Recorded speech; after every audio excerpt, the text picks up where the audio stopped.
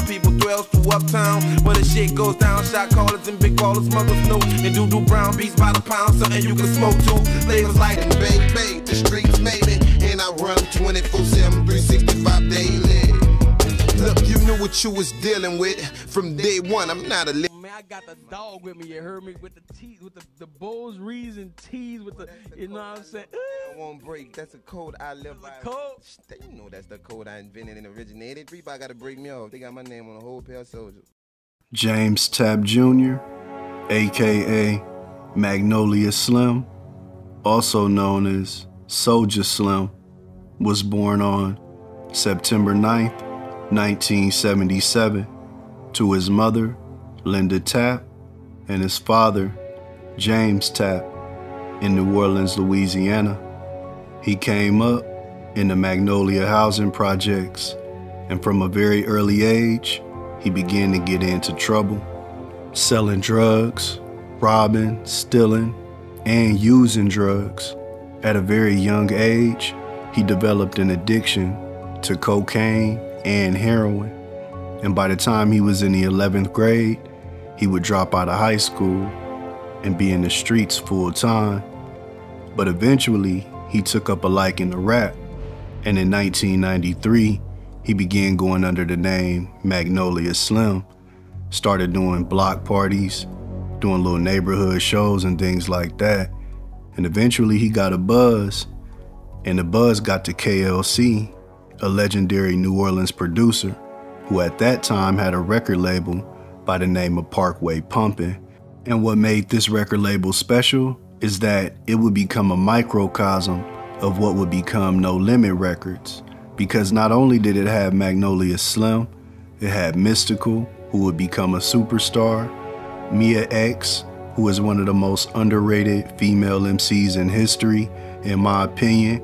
It had the underrated Fiend, it had the legendary Mac, it had Mr. Servon, and of course KLC and Beats by the Pound. So they were definitely making moves in New Orleans.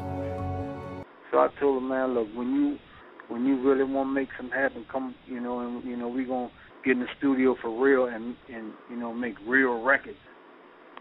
Because he was always, Slim was a bounce artist first, but he was on that bounce gangster shit. And after receiving the cosign and the encouragement from the legendary producer, Soulja Slim would drop his debut album in 1994, which is coincidentally the same year that New Orleans would become the murder capital of the world. His album, Soulja for Life, it went on to sell 90,000 units independently. Then in 1995, he released an EP called The Dark Side, and that also was a hit in the streets, so he had definitely made a name for himself. But after these releases, over the next few years, Slim would be less and less active when it came to music, but extremely active when it came to the street life. That is until a chance encounter with Master P outside of a recording studio. Soulja Slim was that next thing that we could relate to, somebody that's really out there thugging, living that life. People don't know how I met Soulja Slim. I met Soulja Slim, was crazy. So I met, me being a street dude, I met Soulja Slim. He was trying to rob one of my producers, and he didn't know. And so when he see me, I'm like, homie, really? So he see me and my other homie, and he was like, man, you better get up out of here with that. You know how it is. He was like, no, big dog, I ain't know that was your people. I'm trying to get my life together. I ain't getting high no more. Woo, woo, woo. I'm trying to do music. So I'm like, man, that man tripping. Some real New Orleans street stuff. So I'm like, man, give me your number. When you get your stuff together, I'ma holler at you. You know what I'm saying? He was like, nah, man, I'm telling you. And then everybody started calling me, no, Slim ain't doing nothing crazy no more. But this how I met him. You know what I'm saying? So it was just something about him, man. I couldn't turn him down. Slim would make his No Limit debut on the Down South Hustlers compilation album. And this is also the same time that he changed his name from Magnolia Slim to Soulja Slim, and No Limit Records felt like home. Not only was his former label mates there from his first record label, Parkway Pumpin', he also made new friendships with people like legendary West Coast rapper Snoop Dogg, who was actually his roommate at the No Limit Apartments that Master P had set up for all of the No Limit artists in Baton Rouge. And he also was very close with C Murder. They were like brothers, or you could say they were like partners in crime. Me and my nigga Soulja Slim, you heard me? We be chilling every day, nigga. This ain't no act. You know, we kick it like this for real. So when we make moves together. We hang together for real, you heard me? We kick it at the house, at the crib. We go from the Calio. We go into Magnolia. We go anywhere, you know?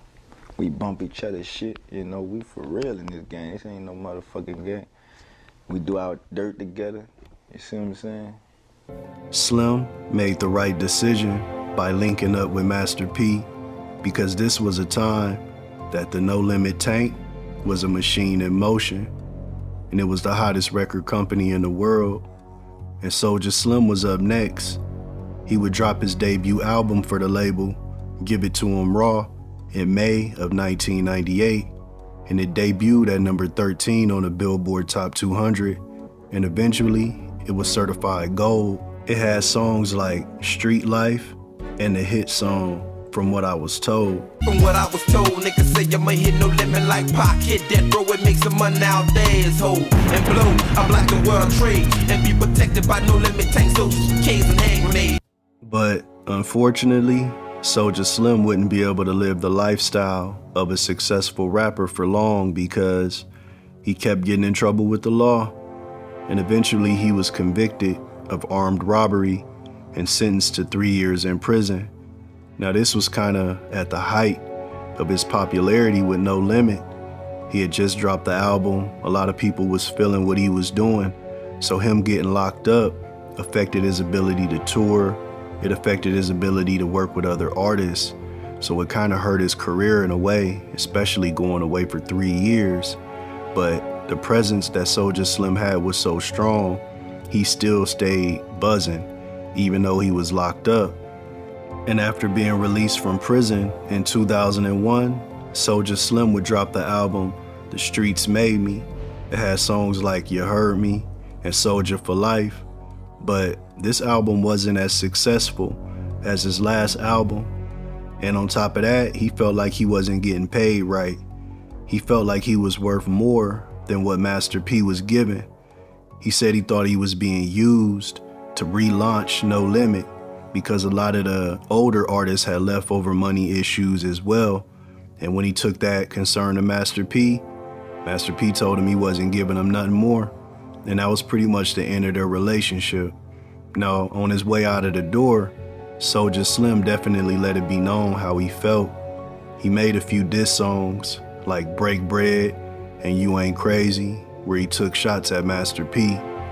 But eventually he would just go on to do his own thing. And that's when he established his independent label, the Cutthroat Committee. He would go on to sign local New Orleans artists such as Chaotic, who eventually became a underground New Orleans rap legend, and people like Lil Derek, also known as the nephew of Baby from Cash Money. Slim was ready to put the Cutthroat Committee on the map, and in 2002, he would drop the debut album for the label, titled Years Later, a few months after, and it sold 30,000 units independently, and that got the attention of Koch Records, who now wanted to work with Soulja Slim and do a distribution deal.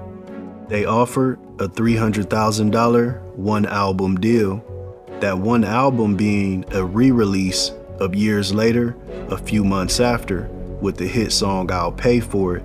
Now, what Soulja Slim was able to do was take this money and push the single nationwide and quadruple it. Now he was ready to stand on his own 2 feet and finally be a boss in the rap game.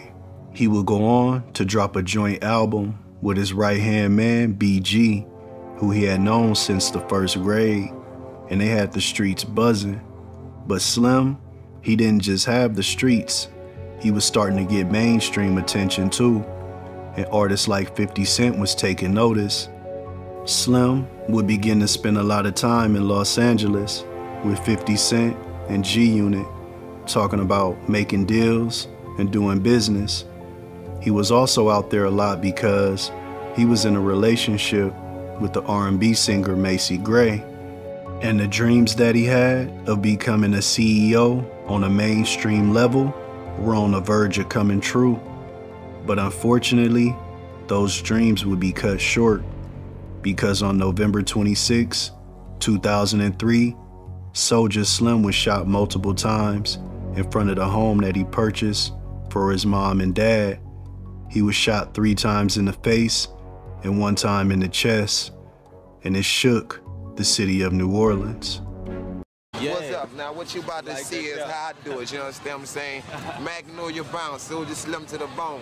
It don't stop. Who's the realest? Me and my dog see it. Soulja Slim was the heart and soul of the Magnolia projects, and Willow Street just wasn't the same without him. He was a legend, and what makes his passing hurt even more is that he was truly on the verge of blowing up. Right before his death, they came out with the song Slow Motion that ended up going #1 around the world, making Soulja Slim one of only 6 artists to ever have a #1 song after death. Slow motion for me, slow motion for me, moving slow motion for me. Slow motion for me, slow motion for me, moving slow motion for me. Somebody say, ooh, I like it like that. She working that back. I don't know how to act slow motion. You gotta hit her, you gotta hit. But the question still remained, who killed Soulja Slim? There was a lot of different theories about what happened.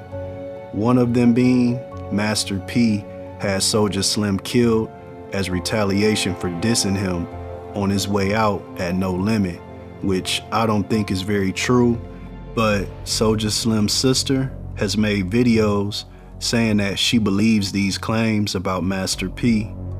Telling people how everybody knew that you set up there and put a hit out on my brother. Talk about that shit. But, oh, he's Saint Master P. Get the fuck out of here with that bullshit. Don't tag me in no shit about no Master P. The second theory is that Soulja Slim was killed out of retaliation for the death of a man by the name of Robert Lee Page, and the hitman, Jarrell Jigga Smith, was paid $10,000 to kill Soulja Slim. His murder was actually brought up in a trial recently of convicted gang leader out of New Orleans by the name of Kentrell Black Hickerson. He was the leader of the 3NG gang, and his case was brought up where they said he may have paid to have Soulja Slim killed. They actually tied Soulja Slim's death with the death of legendary New Orleans rapper Magnolia Shorty 8 years later. And actually, Soulja Slim, he was kind of her mentor. He gave her the name Magnolia Shorty, a play off of his name, Magnolia Slim. And the person that she was with when she died in August of 2011, he was down with Soulja Slim, and it had been back and forth in the streets. So they said that was somehow connected as well. A lot of different theories, a lot of different stories. The only thing that's for certain is that Soulja Slim is no longer here, but the legacy that he left behind will live on in the streets of New Orleans, and his name will be forever immortalized in the Crescent City. And Soulja Slim, he was only 26 years old when he died, man. Rest in peace.